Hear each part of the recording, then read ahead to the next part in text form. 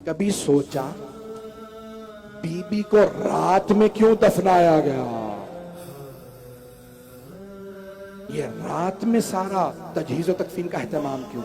ہاں پردے کا تھا اہتمام، ہاں پردے کی وجہ سے، لیکن ایک اور وجہ بھی تھی۔ بیوی نہیں چاہتی تھی مجھے ستانے والے میرے جنازے میں آئے۔ اجرکم اللہ، اجرکم اللہ، مجھے معاف کر دیجئے گا، رسول خدا رحمت للعالمین ہے اور ان کی بیٹی بے انتہا رحم دل ہے، نہ جانے کتنا ستایا ہوگا کہ بی بی نے کہہ دیا میرے جنازے میں بھی آنے نہ دینا۔ میں آج نیت کر کے آج 1 گھنٹہ نہیں پڑھوں گا، لیکن مجھے 5 منٹ کم از کم 10 منٹ چاہیے۔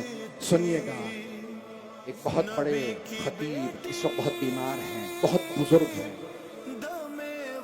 کہتے ہیں ایران میں اپنی مجلس پڑھ رہا تھا، جناب سیدہ کی شہادت کی، میں مجلس پڑھ کے اتر آیا، پھر بھی مجھے آواز آ رہی تھی کسی کے رونے کی، کہ کوئی مرد ہے جو اونچی آواز سے پھر بھی رو رہا۔ ماتم شروع ہو گیا، لوگوں نے کہا یا زہرا یا زہرا، میں سنتا رہا، ماتم کے دوران وہ آواز نہیں روکی۔ مجمع بہت بڑا تھا، مجلس ختم ہوئی، زیارت ہونے لگی، پھر بھی میں دیکھ رہا ہوں اس رونے کی آواز آ رہی ہے۔ اتنے میں کسی نے کہا کہ بھئی تبرک کا دسترخوان بچھا دو، کہ پھر بھی میں نے دیکھا وہ آواز آ رہی ہے، کہ اب مجھ سے رہا نہیں گیا۔ میں اٹھا، اس کے قریب گیا، کیا بات ہے، اب تک رو کیوں رہے ہیں آپ؟ کہا آقا میں ہڈیوں کا ڈاکٹر ہوں، آپ نے ابھی پڑھا، میں نہیں پڑھ سکتا۔ کہا آقا جب کوئی ہڈی ٹوٹ جائے نا، جب ہلائی جاتی ہے درد ہوتا، لیکن اگر کسی کی پسلیاں ٹوٹ جائیں نا تو ہر سانس پہ تکلیف ہوتی ہے۔ میں یہ سوچ سوچ کے رو رہا ہوں، 2 مہینے کوئی کیسے سانس لیتا ہوگا، وہ بی بی کیسے سانس لیتی ہوگی۔ رحم اللہ، میں 2 منٹ کی زحمت دوں گا، مجھ سے پڑھا نہیں جا رہا۔ ایک اور جملہ پیش کر دوں، یہ نجف اشرف کے بہت بڑے مرجع سے میں نے خود سنا، انہوں نے حوالہ دیا شیخ محمد حسین اصفہانی، 80-90 برس پہلے بہت بڑے مرجع گزرے ہیں، کہ ان سے کسی نے جا کے سوال کیا، آقا ہمارے نجف اشرف کے ممبروں سے تمام ذاکرین بار بار ایک ہی روایت پڑھ رہے ہیں، یہ روایت صحیح ہے یا نہیں؟ تو کہا آقا نے پوچھا کون سے روایت؟ کہا آقا سارے کہتے ہیں بی بی دروازہ گرنے کے بعد الٹا پہلو بدل نہیں پاتی تھی۔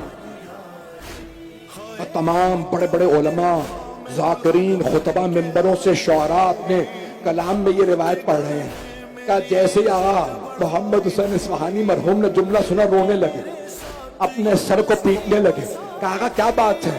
کہ نہیں یہ روایت مکمل یوں نہیں ہے۔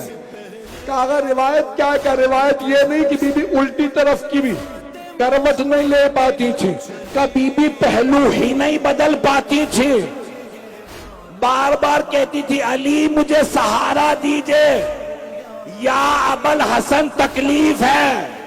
اجرکم اللہ، اجرکم اللہ، ہاتھ جوڑ کے آخری جملہ پڑھ رہا۔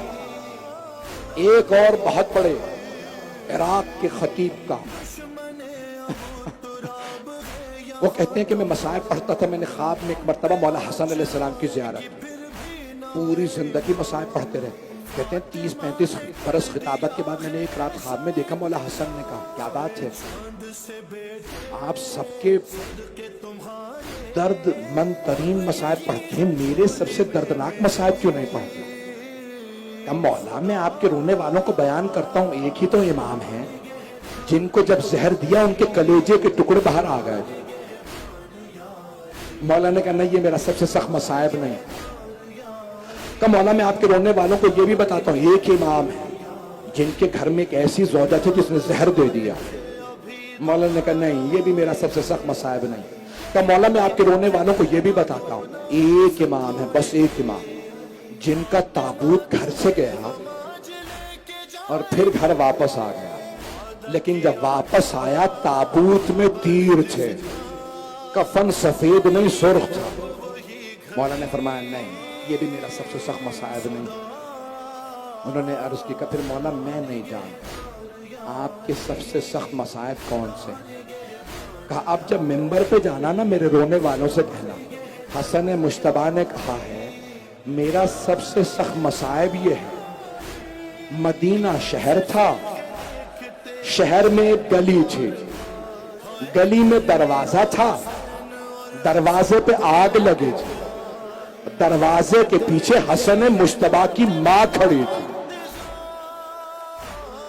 مولا یہ تو آپ کی والدہ گرامی کے مصائب ہیں، اسی میں مولا کے مصائب بھی ہے۔